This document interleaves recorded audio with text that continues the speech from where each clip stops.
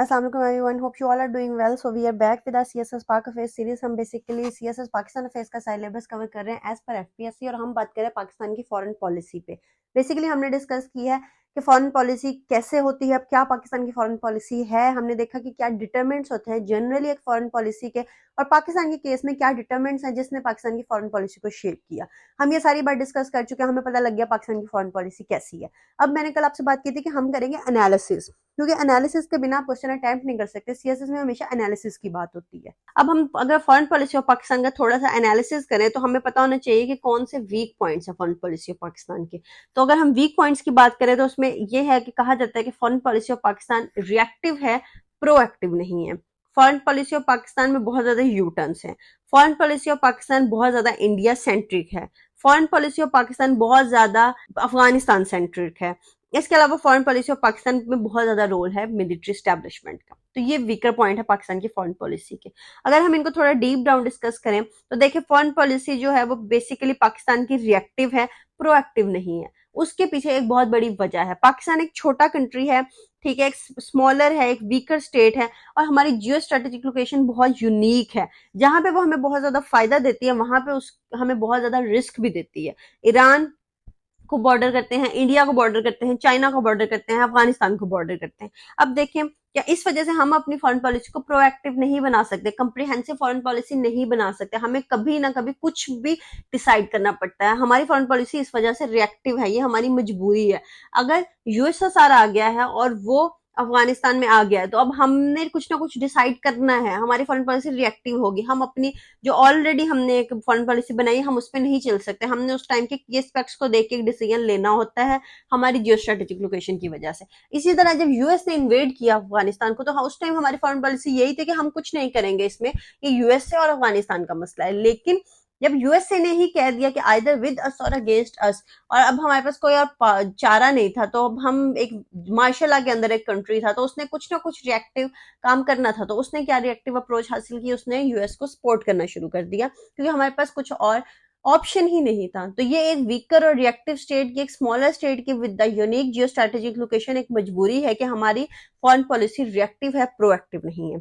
इसी तरह हमारी ये मजबूरी है कि हमारी फॉरेन पॉलिसी में बहुत ज्यादा यू टर्न्स होते हैं। इसको भी आप जस्टिफाई कर सकते हैं क्योंकि हमारे यू टर्न्स विदाउट रीजन नहीं होते।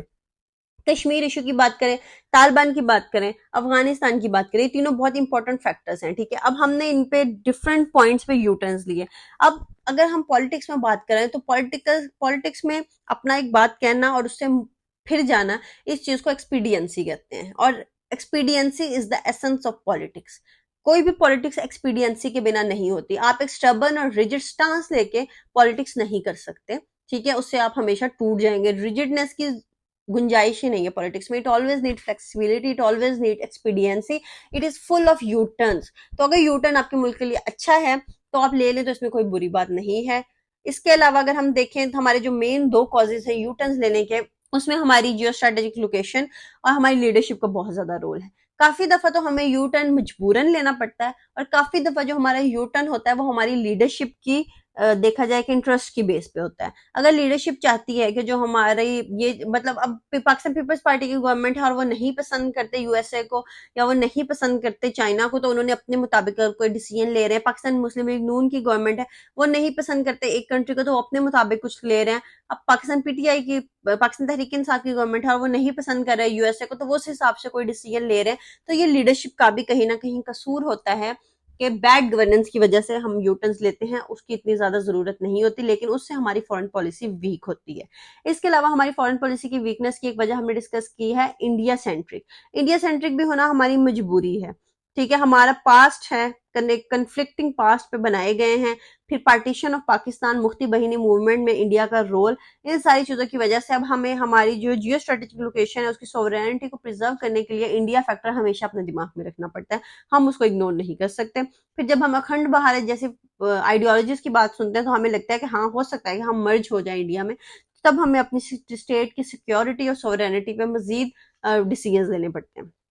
इसके अलावा जो हमने बहुत ज्यादा इंटरवेंशन की पॉलिटिक्स किया अफगानिस्तान में सिंस 1979 टिल 2015, और अब हम थक चुके हैं, अब हम नहीं करना चाहते, लेकिन ये भी हमारी फॉरेन पॉलिसी का एक वीक पॉइंट है। इसके अलावा मिलिट्री एस्टैब्लिशमेंट का एक बहुत ज्यादा रोल रहा है कि मिलिट्री भी जिस साइड पे इंक्लाइंड है उसने भी कोशिश किया है कि फॉरेन पॉलिसी को उसी साइड पे इंक्लाइंड कर दिया जाए। तो इस वजह से हमारी फॉरेन पॉलिसी चेंजिंग है, ठीक है, डायनामिक्स तो हम एक अच्छा वर्ड है लेकिन इन अ बैड वे चेंजिंग है, और एक आप कह सकते हैं कि जरूरत के तहत भी चेंजिंग है, और एक फुली एक स्ट्रॉन्ग फॉरेन पॉलिसी नहीं है हमारी, लेकिन इट हैज इट्स रीजंस जो मैंने आपको बता दिए हैं। तो बेसिकली ये है फॉरेन पॉलिसी ऑफ पाकिस्तान। इसके पीछे जो भी रीजंस हैं, अब आपने ये देखना है कि ये जो हमारी फॉरेन पॉलिसी है ये किन एराज में कैसी रही। आपको पता है जब पाकिस्तान बना उसके बाद हमारी जो फॉरेन पॉलिसी थी वो रशिया को अपोज कर रही थी और यूएस को सपोर्ट कर रही थी। हमने सीटो सेंटो जैसे डिफेंस पैक्ट्स ज्वाइन किए।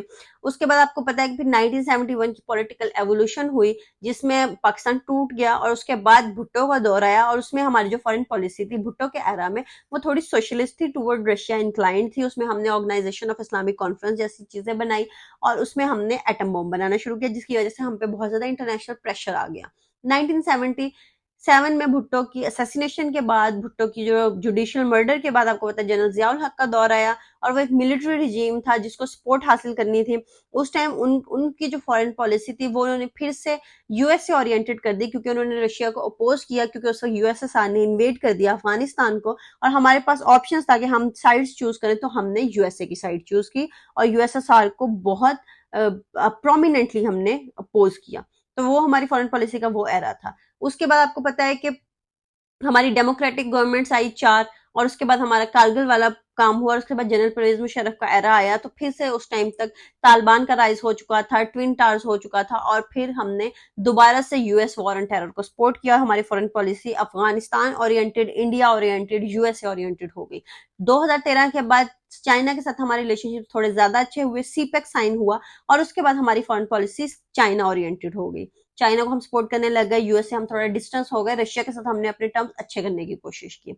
अब बेसिकली आपको तो पता है कि बेसिकली ये पीटीआई के हमारा दौर में हमारी एनालिसिस जो था फॉरेन हमारी पॉलिसी फॉरेन थी वो भी पॉलिसी का। थोड़ी हमने देखा कि क्या यूएस के उसके साथ वीक पॉइंट्स डिस्टेंस हैं, पे हमने थी, उसको क्रिटिकली यूएसएसआर के साथ एनालिसिस ओके किया। थी, और लेकिन क्योंकि चाइना आप के सीएसएस साथ थोड़ी स्टूडेंट हैं और आप कंफ्यूजिंग सी ब्यूरोक्रेसी में थी। जा रहे हैं, तो तो आप इस चीज बेसिकली को ये हमारी जस्टिफाई फॉरेन करेंगे। पॉलिसी के तो हमने पूरे उसकी एरा हैं, और जस्टिफिकेशन भी इसको देखी क्या कि चीज हर जो डिटरमाइन हमारा वीक करती है। पॉइंट है उसके पीछे क्या टेररिज्म, जस्टिफिकेशन सेपरेटिज्म, है। नेशनल क्राइसिस इंटरेस्ट, ठीक स्टेट है, है, जियो सिक्योरिटी स्ट्रेटेजिक स्टेट लोकेशन, है, ये फिर सारी चीजें यूएसएसआर, फिर डिफरेंट बायपोलर टाइम्स वर्ल्ड, पे। फिर इसके अलावा यूएस इन्वेजन, ये लीडरशिप, सारी चीजें कैसे डेमोक्रेटिक गवर्नमेंट हमें है या फोर्स करती मिलिट्री रही हैं, गवर्नमेंट है, या मिलिट्री इधर विद अस एस्टेब्लिशमेंट है, इधर तो ये सारी अगेंस्ट अस, चीजें अमेरिका जैसी सुपर हमारी पावर जब शेप हमारे करती बारे में रही ऐसी है बातें फॉरेन करती रही हैं, पॉलिसी तो ऑफ वो हम पे एक ऐसा पाकिस्तान। प्रेशर था कि हमारी फॉरेन पॉलिसी इस वजह से वीक हो गई, लेकिन उसकी जस्टिफिकेशन भी अवेलेबल है। सो बेसिकली ये था analysis of foreign policy of Pakistan. अब हम अपने नेक्स्ट लेक्चर में डिस्कस करेंगे foreign policy of Pakistan post 9/11, और इसके अलावा हम ब्रीफली डिस्कस करेंगे कि हमारी हर एरा में क्या फॉरेन पॉलिसी थी और क्या मेजर स्टेप्स लिए हर गवर्नमेंट ने, ताकि आपको पता हो कि कौन सी गवर्नमेंट कहाँ रैंक करती है, और जो आप एनालिसिस पेश करें पाकिस्तान की हिस्ट्री का, पाकिस्तान की डिप्लोमेटिक हिस्ट्री का, पाकिस्तान की कॉन्स्टिट्यूशनल हिस्ट्री का, वो फैक्ट बेस्ड होना चाहिए, सुना सुनाया नहीं होना चाहिए। So this is all for today. Stay tuned for our next lecture. Till then, अल्लाह हाफिज।